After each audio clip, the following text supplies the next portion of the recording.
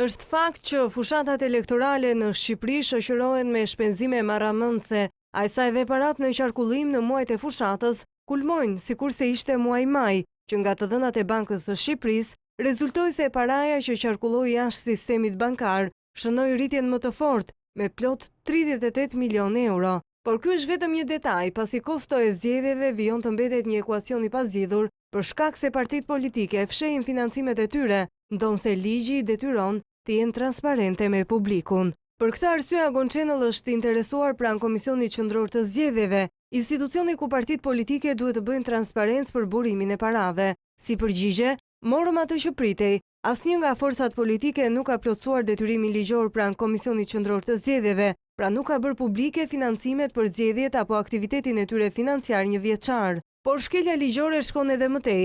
Në datën 3 gusht duhet të niste procesi auditimit të financimit të partive politike për vitin 2014, si dhe fushatës zgjedhore, por ky proces ka dështuar dhe me shumë gjasa do të mbetet një gjë tërësisht formale për më vonë, pasi ligji i vendos audituesit në rolin e certifikuesit. Ata do të marrin në dorëzim faturat e partive dhe thjesht do të verifikojnë nëse kjo faturë është përfshirë ose jo në bilancin e partive, por pa bërë ndonjë verifikim më të hollësishëm, si për shembull kush ka qenë donatori apo ku i gjetën financimet e partive politike. Dështimi i këtij procesi nuk ka vetëm shkak mungesën e transparencës së partive politike, por edhe nëse partitë do të kishin bërë publike shifrat, përsëri interesi audituesve pranë Komisionit Qendror të Zgjedhjeve ka qenë i ulët.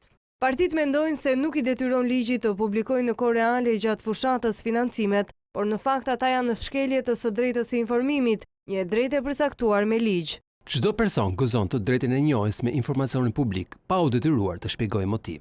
Autoriteti publik është i detyruar të informojë kërkuesin nëse ka ose jo në zotërim informacionin e kërkuar. Çdo person ka të drejtë të njëjtë me informacionin publik nëpërmjet dokumentit origjinal ose duke marrë një kopje të tij në formën ose formatin që mundëson akses të plotë në përmbajtjen e dokumentit. Informacioni publik që është dhënë një personi nuk mund të refuzohet asnjë personi tjetër që kërkon atë, me përjashtim të rastit kur informacioni përmban të dhëna personale të subjektit në përputhje me nenin 17 të këtij ligji. Nisur nga e drejta informimit, Open Data Albania, nisma që promovon principet e të dhënave të hapura, do të kërkojë zgjidhje në gjykatë. Në muajin shtator, Open Data Albania do t'i drejtojë gjyqësorit, jo vetëm për listën e shpenzimeve të donatorëve, por mbi të gjitha për të krijuar një model, nëse janë apo jo partitë politike të detyruara me ligj apo kushtetut për të qenë subjekte të së drejtës së informimit. Deri në këtë zgjidhje, fushata dhe financimi i partive mbeten ekuacion me shumë të panjohura për të gjithë qytetarët, dhe pyetjet që lindin janë: pse partitë politike nuk bëjnë transparencë, çfarë fshihet dhe cilët janë donatorët e tyre, çfarë nderesh kërkojnë në këmbim të këtyre financimeve të errëta.